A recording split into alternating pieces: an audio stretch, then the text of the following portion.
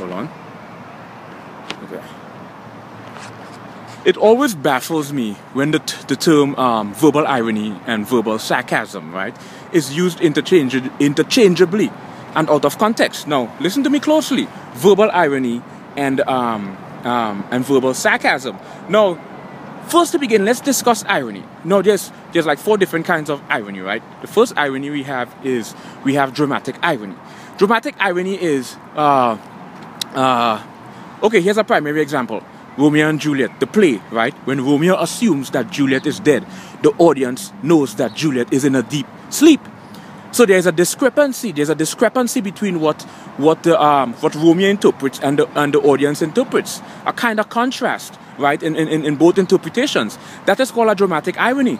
A situational irony now is when there's a concept, right? When it is a contrast of what you anticipate. So you're in a situation and you expect something to happen, but the contrast, the polarized version of it happened. The unanticipation, which is usually the opposite, right? You see a fire department on fire, that is an irony because a fire department is supposed to outfire, but it's on fire. It is the contrast of what you expect or anticipate, right? That is a situational irony. It's like you see a policeman arrested. That's an ironic situation. So always think of situational irony in terms of its concept. Always analyze it from a conceptual perspective. It always pertains to opposite.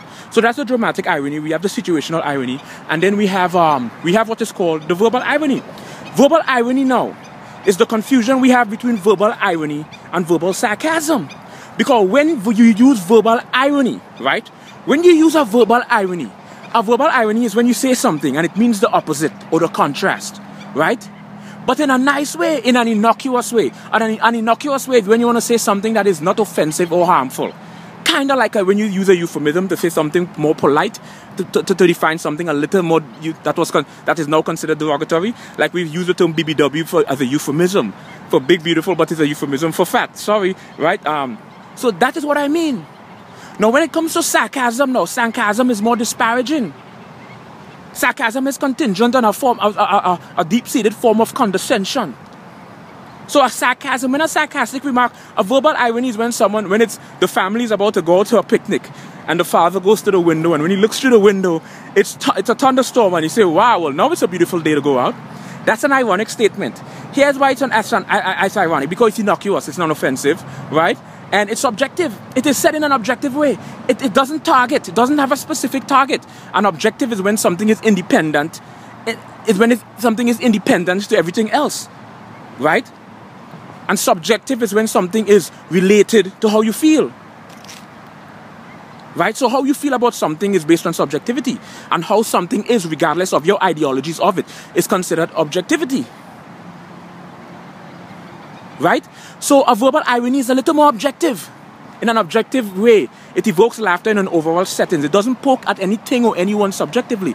Whereas sarcasm is a more disparaging way to get beneath you and hurt you in a subtle way, but in a way to evoke laughter.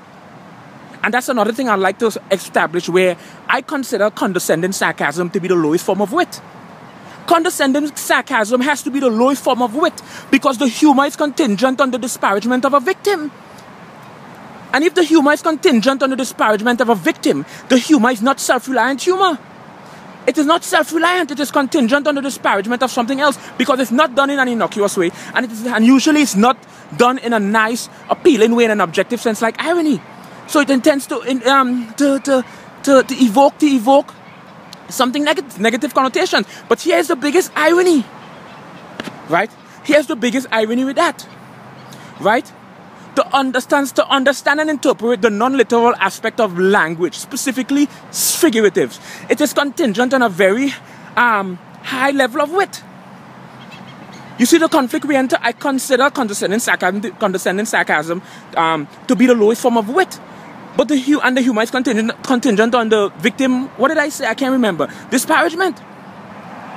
But it is contingent on a very high level of wit to interpret the figurative aspect of language, because interpreting the figurative aspect of language its contingency is on, again, interpreting language from a completely different perspective outside the parameters of literacy, outside the parameters of its denotational meaning, outside the parameters of the denotational attributions.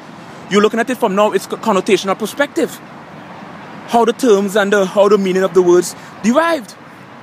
So a verbal irony and a verbal sarcasm, they are mutually exclusive. The only common denominator of virtual irony and a verbal irony. What am I saying? I'm saying virtual. I'm on the internet too long. The only commonality, the only thing that's synonymous between a verbal irony and a verbal sarcasm, right, is their opposite. What you need to interpret is the differentiating factor, the mutual exclusion between the two opposites. When you analyze the two opposites, you will realize one opposite is innocuous. It is nice in an objective, non-hurtful way. And one is more disparaging and sometimes even, as God Father say, condescending to hurt someone in order to evoke laughter. This is the completely different. So don't let the opposite fool you. Let the directions in the opposite they go make you have a much clearer understanding of verbal irony. And then we have, of course, my favorite irony of all, one that was established by Socrates, a philosopher back in one of the 1800s, a mastermind. He was a genius.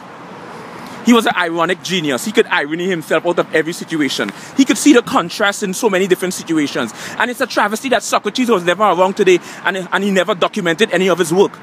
Plato and Aristotle and all these other great philosophers, they documented the work of their interactions with Socrates. But Socrates never documented any of his work, but he was a brilliant man.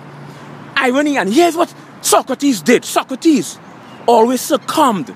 He succumbed, man. Succumbed is when you go down to your knees. I'm going to say it in a poetic way. Socrates was a man who would succumb to idiocy. He would succumb to idiocy, man. On a fundamental level, on the rudimentary of what I'm trying to say is, he will become an idiot so he can exploit the follies of his adversaries. Do I need to break that down? This is a brilliant video, and I'm a genius, and I'm here to flaunt it. I'm here to flaunt my genius. Take it up your ass, man. When you all die, you're gonna say, man, the first genius who was proud to say he was a genius, that's me, and I'm saying straight up. That's the mutual exclusion. You need to understand the differentiating factor. But what makes Socratic irony the best was Socrates always succumbed to idiocy so he could exploit the follies of men. Exploit the follies of men is a term I used to define. Expose the foolishness of his other people, his adversaries. Let me use big words, man. I could only articulate myself with big words. I am an intelligent Negro. I apologize for any Negroes who may not be able to interpret or contemplate what I'm saying, but I'm an intelligent Negro and I can only expatiate my thoughts and postulate my ideas in a very intelligent way. So I'm not alienating the masses. If you have any difficulty, I apologize. Grab a dictionary. I'm not being condescending. I'm being ironic. I am being sarcastic. That's the irony. Let's don't get too deep into this. Let's don't get too deep. So that's why I like Socratic irony, because I act like an idiot all the time. And I enjoy it. Because I see the follies in men. I see the idiocy in people. It's a beautiful irony, because when a person assumes that you're an idiot, they lower their bar. And their true personality shows. Their true personality, how a person really is, shows. Because he lets his guard down, because he assumes he is superior to you. And when you assume you're superior to someone, you always let your guard down. Right? So that's what Socrates, how we explore the weakness of men. A man has a weakness. Man has a weakness. And Socrates exploited that through the art of irony. So there's a clear distinction between verbal sarcasm and verbal irony. You have dramatic irony, situational irony, you have verbal irony, and you have my favorite, Socratic irony, or the Socratic method, right? Now there's a long history behind this guy, but I'm just looking at him from a linguistic perspective. Looking at linguistics and language on a fundamental level, and how we interpret and how we interpret these contrasting perspective, how we come up with all these conceptual term and terminology and phrases in phonology, in a branch of linguistics called phonology. Phonology is a field I like to discuss another day, because the phonology will take all day.